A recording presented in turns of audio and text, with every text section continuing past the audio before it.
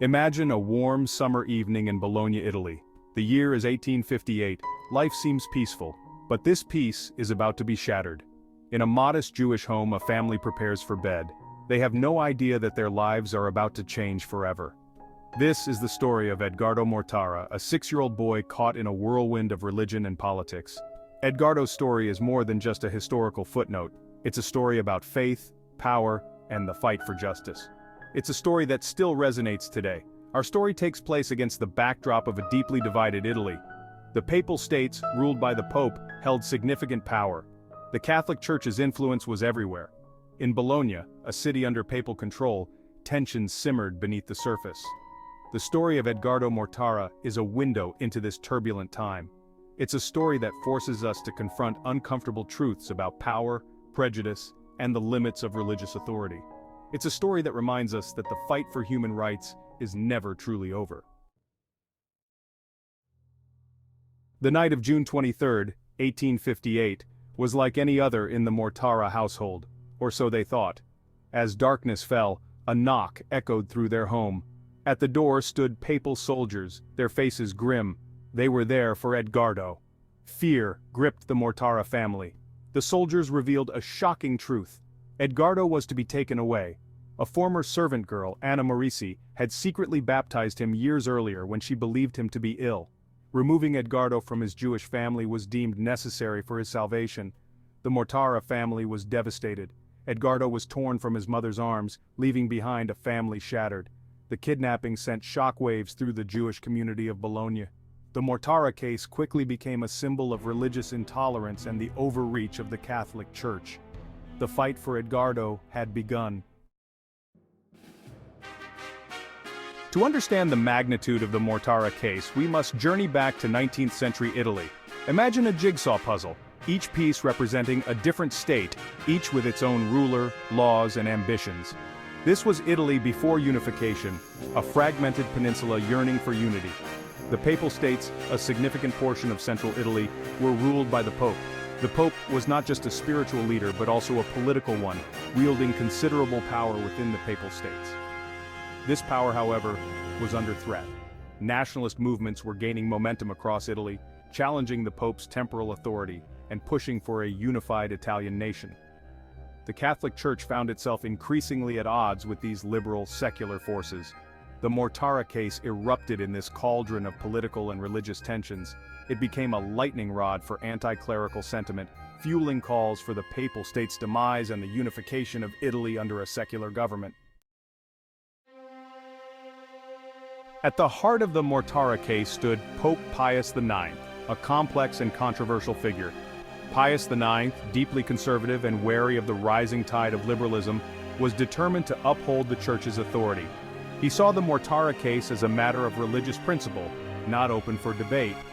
The Inquisition, a centuries-old institution tasked with defending Catholic orthodoxy, played a crucial role in the unfolding drama.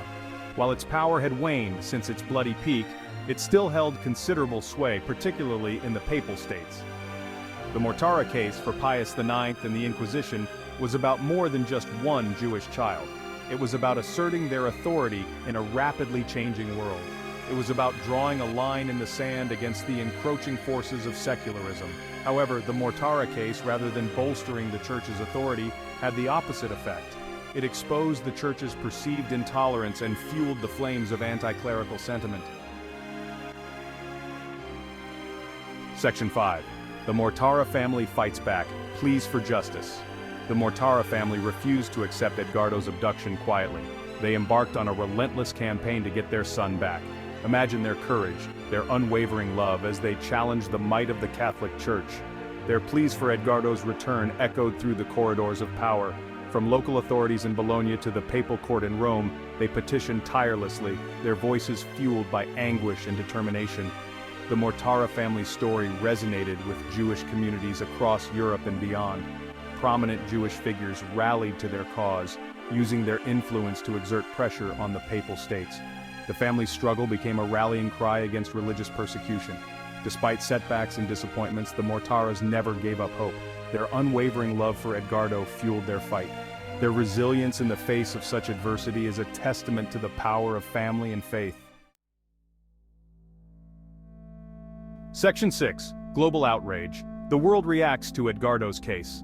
The story of Edgardo Mortara transcended geographical and religious boundaries, sparking outrage and debate across the globe. Newspapers from New York to London splashed the story across their front pages.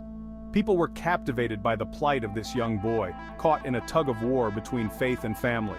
The case became a cause célèbre. Prominent figures like Charles Dickens and Ralph Waldo Emerson condemned the Papal States' actions, adding their voices to the growing chorus of condemnation.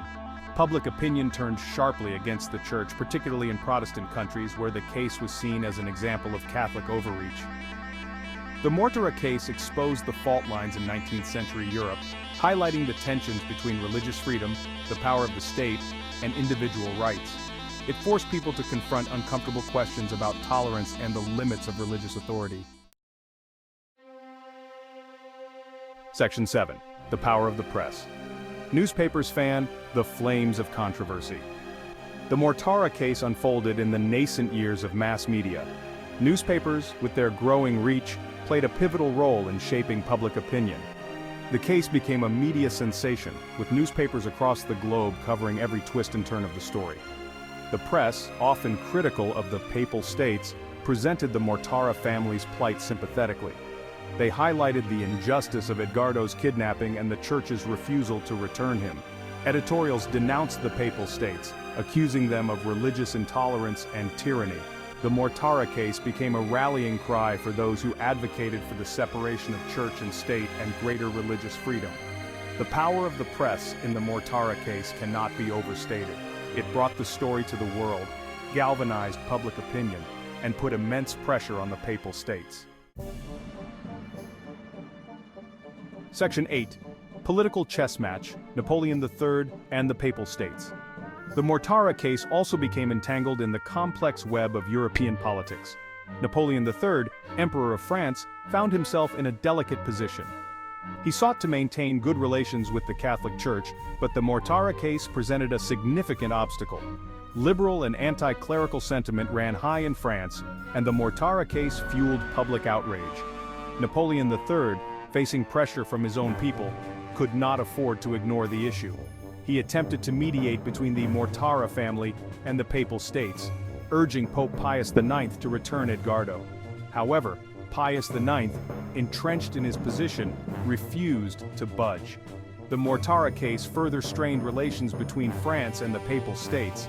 It contributed to Napoleon III's eventual decision to withdraw his troops from Rome in 1870, paving the way for the unification of Italy and the demise of the Papal States. Section 9. A turning point in history. The Inquisition's grip weakens. The Mortara case, while seemingly focused on one child, had far-reaching consequences. It became a symbol of the waning power of the Inquisition and the growing movement for religious freedom. The case highlighted the anachronistic nature of the Inquisition in a rapidly changing world.